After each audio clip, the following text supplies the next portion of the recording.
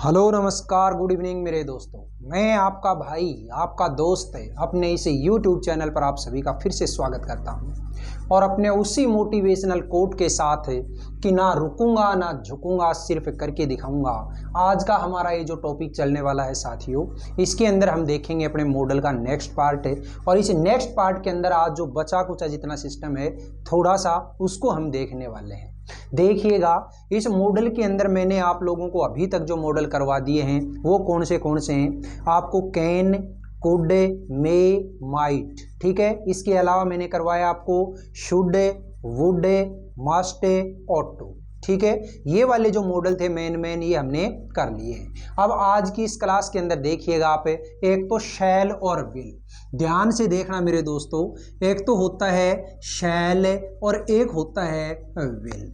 याद करो मेरे साथियों, जब मैंने आपको ये शैल और विल को टेंस के अंदर पढ़ाया था उस टाइम पे मैंने बताया था आपको कि शैल होता है वो तो हमेशा फर्स्ट पर्सन प्रोनाउन के साथ है, यानी कि आई और वी के साथ आता है, और विल होता है वो अदर देन फर्स्ट पर्सन, यानी कि सेकंड और थर्ड पर्सन के साथ आता है। Means you, he, she, it, है ना, कोई भी नाम है उसके साथ क्या आ रहा था, विल। लेकिन याद रखना, अब ये जो शैल है इस शैल को हम किसके साथ काम में ले रहे थे, आई और वी के साथ है, और विल को हम काम में ले रहे थे यू, ही, शी, इट, दे, है ना, एनी नेम, इनके साथ में हम क्या काम में ले रहे थे, विल को काम में ले रहे थे।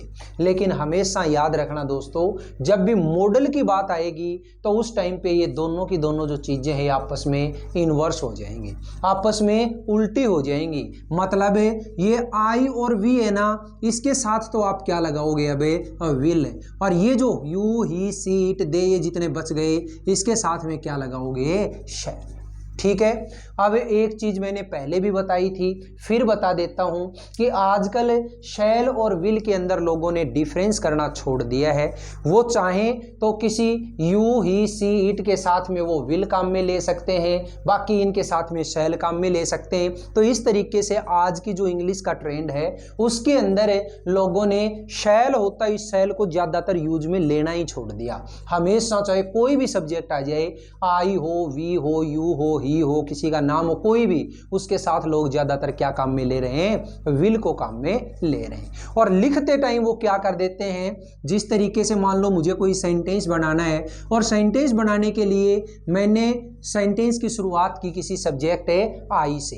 अब आई के साथ में वो क्या करेगा कि ऊपर की ये जो कोमा होती है जिसको आप क्या बोलते हैं, अपोस्ट्रोफी, इस अपोस्ट्रोफी कोमा को लगाएगा और क्या कर देगा, डबल एल कर देगा। इसी तरीके से मान लो मुझे कोई सेंटेंस बनाना है जो कि किससे शुरू करना है, मुझे यू से, वो यू लिखा, अब ये ऊपर वाली जो कोमा होती है अपोस्ट्रोफी ये लगाई और क्या कर देगा, फिर डबल एल कर देगा। अब यहाँ पे देखिएगा ये डबल एल जो है, ये डबल एल आपके शैल में भी है और डबल एल विल में भी है। अब आपकी टेंशन है ये कि आप इसको आई शैल समझते हैं या आई विल समझते हैं, इसको आप यू शैल समझते हैं या यू विल समझते हैं। हमें कुछ नहीं समझना, हमें इसको शॉर्ट में बोलना है, शॉर्ट में सीखना है, शॉर्ट में समझना है इसको। तो ये जो आई और ये डबल एल है ना, इसको अब आप ना तो आई शैल बोलेंगे ना आई विल बोलेंगे, बल्कि इसको क्या बोलेंगे, आइल।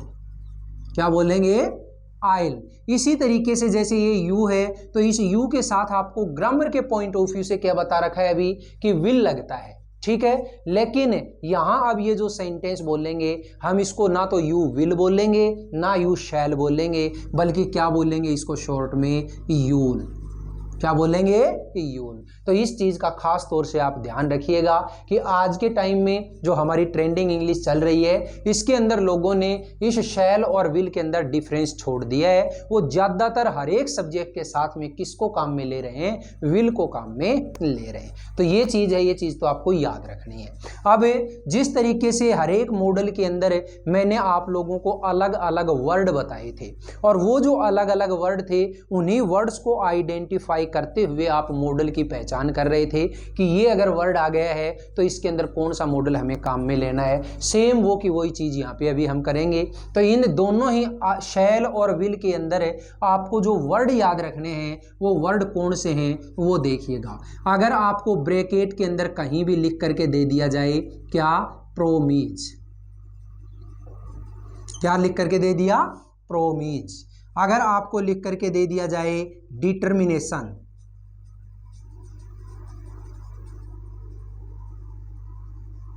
क्या लिख करके दे दिया जाए, डिटर्मिनेशन, या फिर आपको ब्रैकेट के अंदर लिख करके दे दिया जाए थ्रेट, ठीक है। अगर आपको प्रोमीज लिख करके दे दिया जाए, डिटर्मिनेशन लिख करके दे दिया जाए, या फिर थ्रेट लिख करके दे दिया जाए, ये तीनों के तीनों जो वर्ड हैं, ये तीनों ही वर्ड अगर कहीं भी ब्रैकेट के अंदर आपको मिल जाते हैं तो आपको कुछ नहीं सोचना, आपको केवल और केवल इतना करना है कि जो हमारा ब्लैंक है इस ब्लैंक के अंदर क्या हो जाएगा, शैल या विल हो जाएगा। एक और लिख लो इसके अंदर, और वो वर्ड कौन सा है, सर्टेनिटी।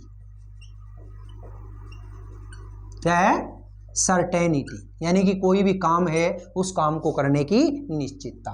तो ये चार वर्ड अगर आपको कहीं पे भी मिल जाते हैं तो आपका दिमाग कहाँ जाना चाहिए, शैल और विल पे। अब शैल लगाऊं या विल लगाऊं वो कौन बताएगा, इसका सब्जेक्ट। फिर से मैं वही बात रिवाइज कर रहा हूं कि इसके अंदर आपको कंफ्यूजन में नहीं पड़ना है कि अब शैल लगाना है कि विल लगाना है। आजकल लोगों ने ज़्यादातर जो है वो शैल को काम में लेना ही छोड़ दिया, इसलिए अब क्या लगा सकते हैं, विल लगा सकते हैं, चाहे सब्जेक्ट है कोई भी, ठीक है। अब देखिएगा मैंने एक एग्जाम्पल लिखा है यहाँ पे, जैसे इट, फिर यहाँ पे दे दिया ब्लैंक, ठीक है,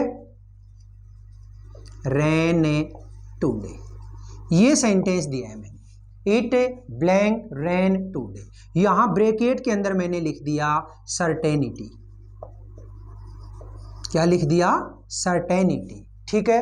अब हमें कुछ नहीं देखना, हमें तो केवल और केवल ये वर्ड है, ये वर्ड पकड़ना है। अगर इस जगह पे इस वर्ड की यहाँ पे ये जो ब्लैंक ब्रैकेट है, इस ब्रैकेट पे आपको सर्टेनिटी लिख करके देता है, इसका मतलब कोई भी जो काम है वो काम पक्का होने वाला है, ठीक है। इसलिए आप यहाँ पे क्या भरेंगे, शैल या विल। तो चलिए मैंने यहाँ पे जो भरा वो क्या भर दिया मैंने, विल। आप कहेंगे सर इट के साथ तो शैल बताया था आपने, लेकिन साथ में मैंने ये भी तो बताया है कि शैल और विल में कोई डिफरेंस नहीं करना, हमें तो केवल विल को काम में लेना है। तो अगर आप यहाँ पे शैल भरते हैं तो भी सही और विल भरते हैं तो भी सही। इट विल रेन टुडे, आज बारिश होगी, इसका मतलब मेरे पास ऊपर वाले का फोन आ गया कि आज होनी है, मतलब होनी है।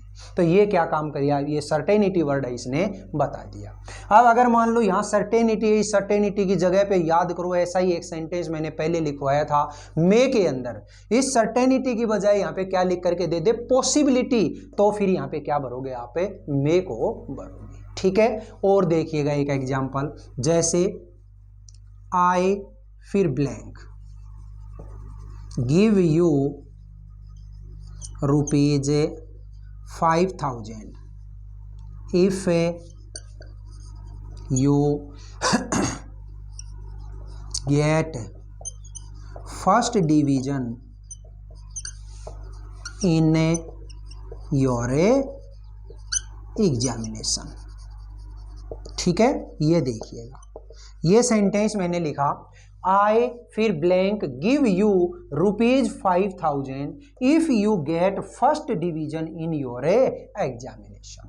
तो देखिए यहाँ पे मैंने आपसे प्रोमीज किया है, और ये जो प्रोमीज है, इस प्रोमीज के लिए आपको पता है आगे ब्रैकेट के अंदर लिख करके दे रखा है, क्या दे रखा है, प्रोमीज। हमें ये सेंटेंस के ऊपर जो भी कुछ दे रखा है, सर ये तो सेंटेंस बड़ा है, अरे बड़े को रहने दो ना, हमें तो केवल और केवल ये वाला जो वर्ड है ये वर्ड पकड़ना है। और यहाँ क्या लिखा हुआ है, प्रोमीज, और जब भी प्रोमीज अगर लिखा हुआ है तो उस जगह के लिए आपको क्या भरना है, यहाँ पे शैल या विल। तो चलिएगा मैंने क्या फिलअप कर दिया यहाँ पे, विल।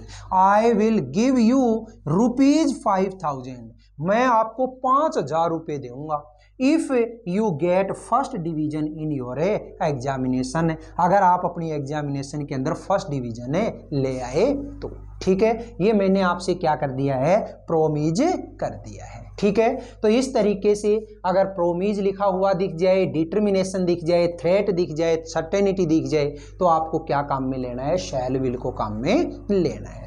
चलो एक एग्जाम्पल और दिया, और वो जो एग्जाम्पल वो कई बार आप लोग आपस में जब दोस्तों की आपस में कोई तकरार हो जाती है उस टाइम पे आप बोलते भी हो उसको, सामने वाले को चेतावनी देते हैं। क्या कहते हो? जैसे मैंने सेंटेंस लिखा वी, फिर ये लीजिए